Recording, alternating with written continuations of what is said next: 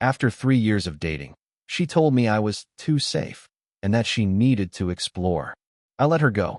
2 months later, she texted me saying she missed the stability. I replied with a picture of me and her former roommate. She left me for chaos.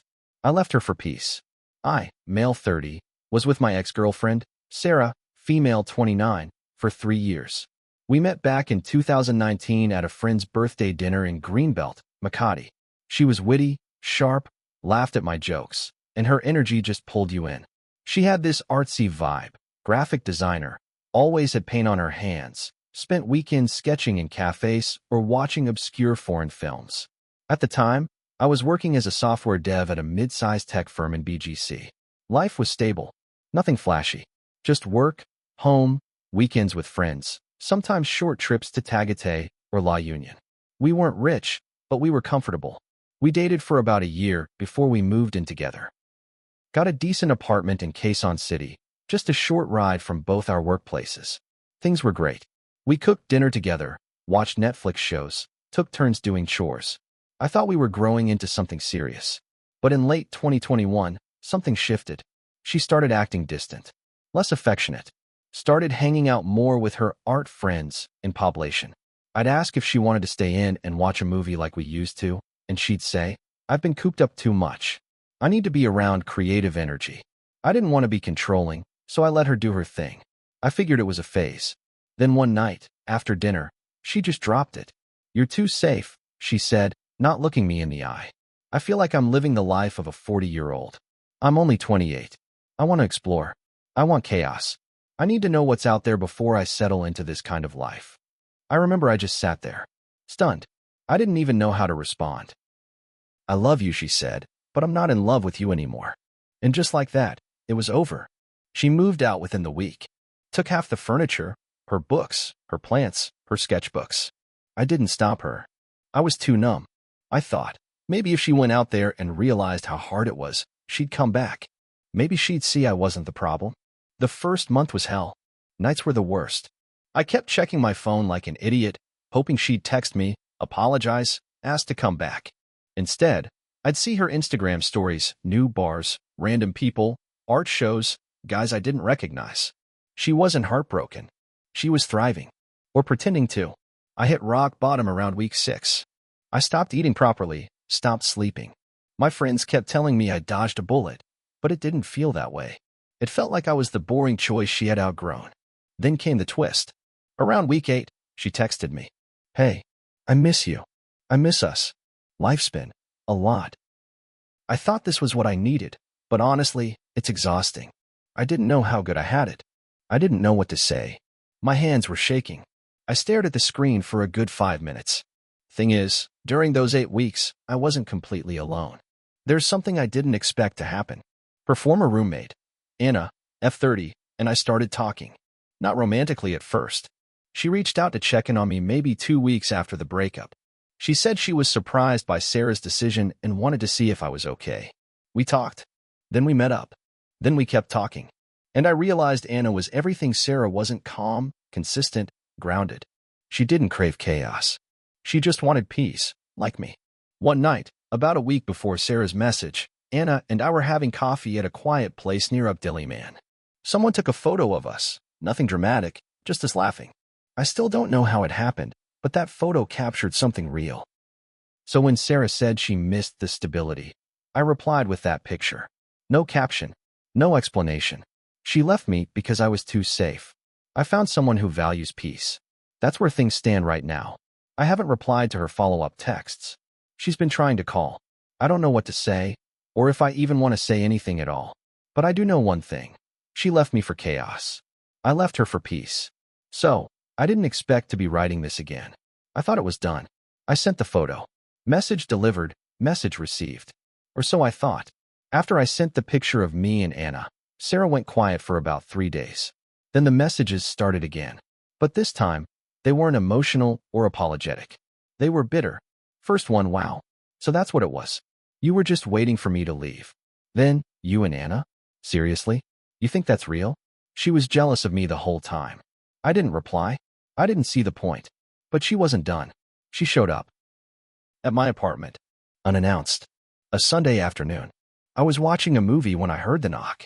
I opened the door, and there she was, standing like nothing happened, arms crossed, face unreadable. "Can we talk?" she asked. I stepped outside and closed the door behind me. She looked me up and down and said, "So you just moved on? Just like that?" I said, "You left. What did you expect me to do? Wait around forever? You didn't even fight for me," she shot back. "You just let me go." That stung. Not because she was right, but because she was twisting it. I didn't just let her go. I respected her choice. I didn't want to be with someone who saw me as too safe, too boring. And now she was acting like I betrayed her? I said, "You made your choice. I lived with it. Now I'm making mine." She scoffed and turned away. Then she said something that threw me off. "You should ask Anna what she told me before she moved out." I paused. "What?" She looked back, this weird smile on her face. "Never mind." And she left. That messed with my head. That night, I asked Anna, straight up, "Did you say anything to Sarah before she left?" Anna went quiet. Too quiet. Then she admitted it. Back when Sarah was packing up to leave, Anna told her, "You're going to regret this. He's the most solid guy you'll ever meet." She didn't mean it as a threat, just a fact. But Sarah took it personally. Thought Anna was making a move on me even before we got together. It explained a lot. Sarah had already planted that idea in her head before we even started talking. Then the real twist came. A week later, I got a message from a mutual friend, James. He said he thought I should know something. Apparently, Sarah had been seeing someone during our last month together. A guy from her art circle. She didn't tell me about him because nothing physical happened, but emotionally, she was already halfway out the door. She told James she thought I'd never find out and that she wanted to see if this guy would be different. Different? Huh? Turns out that guy dumped her after a month. Said she was too intense. Now she was circling back to me. Not because she missed me, but because she missed the version of herself that was calm and stable when she was with me. I don't even know what to feel anymore. Part of me is angry. Part of me feels sorry for her. But mostly, I feel tired. Drained. Anna has been nothing but supportive, but I can't tell this mess is bothering her too. I don't want to drag her into more drama. I told her I might need some time to sort through this. She said, "Take the time you need. I'm not going anywhere." That meant more than I can explain. But now I'm stuck in this weird place. Sarah's not backing off. She keeps trying to insert herself in my life again. Mutual friends keep telling me she talks about me constantly. Says I changed after we broke up. Of course I did. I had to. No one's ever ready for this kind of thing. One day you're planning vacations together, and the next you're standing alone in a half-empty apartment, realizing you were just a chapter in someone else's self-discovery story. I haven't blocked her. Not yet. I don't know why. Maybe it's curiosity. Maybe it's a part of me that still wants closure, even though I know I'll probably never get it. Anna's been patient, but I can sense the tension building. I don't want Sarah's ghost to ruin something real this time. I don't know where this is going, but it feels like it's not over. Not yet. If you've read the previous parts, you know Sarah left me saying I was too safe, and she needed chaos. Then 2 months later, after things didn't work out for her, she came crawling back. I responded with a picture of me and her ex-roommate, Anna, who I had grown close to. Thought that was the big twist. I was wrong. So here's where it gets messier than I ever expected. After Sarah's random visit to my apartment, I kept my distance. I didn't block her, but I didn't reply either. I was focused on moving forward with Anna, who, until recently, I thought was a genuine, kind person just caught in the crossfire. That illusion didn't last long. A week ago, I ran into Sarah's cousin, Mia, at a coffee shop in Cubeo. Mia and I were cool, never super close, but she always seemed decent. She sat down with me and said, straight up, "I don't know if you care anymore, but you should know, it wasn't just one guy. Sarah was seeing at least 2 others while she was still living with you." I just stared at her. No emotion at first. Just pure numbness. Then I asked, "You mean after she left?" Mia shook her head. "No. While she was still in your apartment. One was that art guy. The other was some marketing dude she met at an event. Neither of them knew about you. That hit different. All this time, I thought maybe I was just the wrong kind of guy for her. Too boring. Too stable. But no, she was already cheating emotionally, maybe even physically, while living with me. Eating the food I cooked. Sleeping next to me. Pretending. I didn't know what to say to Mia. She just nodded and said, "You deserve to know." Then she left. I sat there in silence for a long time. But that's not even the worst part. When I got home, I talked to Anna. I told her what Mia said, expecting her to be shocked or angry for me. But Anna froze, and my gut told me something was off. So I pushed. And eventually, she admitted something she should have told me from the start. Anna knew. She knew about one of the guys. The art guy. She walked in on Sarah FaceTiming him one night, and Sarah laughed it off like it was nothing. Said he was just a friend from a past exhibit. Anna didn't buy it, but she never told me. She said she didn't want to get involved in our relationship. I felt sick. Why didn't you say anything? I asked. I didn't think it was my place, she said. And I was scared you wouldn't believe me. Okay, fine. But it still felt like betrayal. Like she let me live in ignorance to protect herself from the fallout. Then came the second blow. Anna admitted she had feelings for me even before Sarah left. She said it started innocently, just admiration. But once she saw Sarah pulling away, she started hoping maybe I'd see her differently too. So, all those conversations, the check-ins after she left. I cared about you, she said. I still do. But yes, part of me hoped something more would come out of it. Now I don't even know what's real anymore. Was I just a rebound for Anna? A way to get back at Sarah? Did Sarah see this coming, and that's why she was bitter when she saw us together? The worst part is, I'm starting to question myself. My own judgment. I thought I was making healthy choices, cutting off toxicity, moving forward with someone who understood me. But maybe I walked from one lie into another. Now everything is foggy. I've been trying to sit with it, process it. I haven't talked to Sarah since. Haven't seen Anna in a few days either. Told her I needed space. She said she understood, but I could feel the hurt in her voice. I don't even know who to be mad at anymore. Sarah, for cheating and lying? Anna, for hiding things and falling for me while pretending to be neutral? Or myself, for thinking I could just move on without really dealing with the damage? I keep thinking about the night Sarah left. About how calm she seemed. How sure she was that leaving me was necessary for her growth. And now here we are, her circling back, Anna in the picture, secrets unraveling like a bad drama series. Still no closure. Still no peace. Just more questions. More silence. And the slow, sinking feeling that maybe I've been surrounded by people playing their own games, while I was the only one trying to be real. So yeah, I knew it wasn't over. I could feel it in my chest. That slow build-up of tension that you try to ignore, hoping it'll fade, but it just keeps growing. Last Friday, everything came crashing down.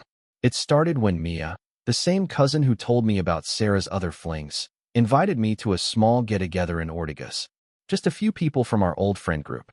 I was hesitant, but she said Sarah wouldn't be there. And honestly, I needed the distraction.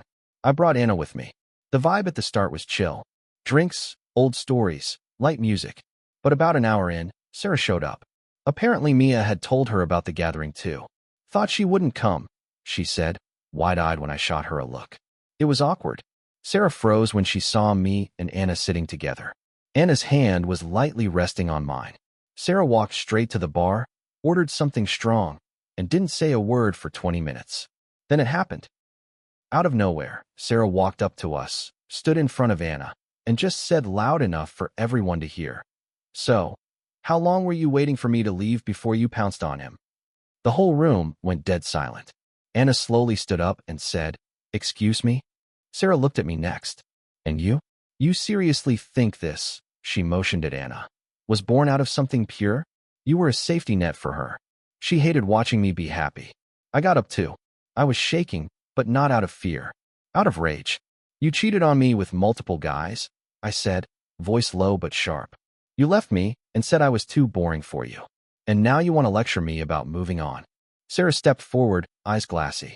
"You didn't move on. You downgraded." That's when Anna snapped. "I covered for you. I kept your secrets. I never told him what you were doing behind his back. You want to talk about betrayal? You spat on something good, and now you're mad he found someone who actually values him."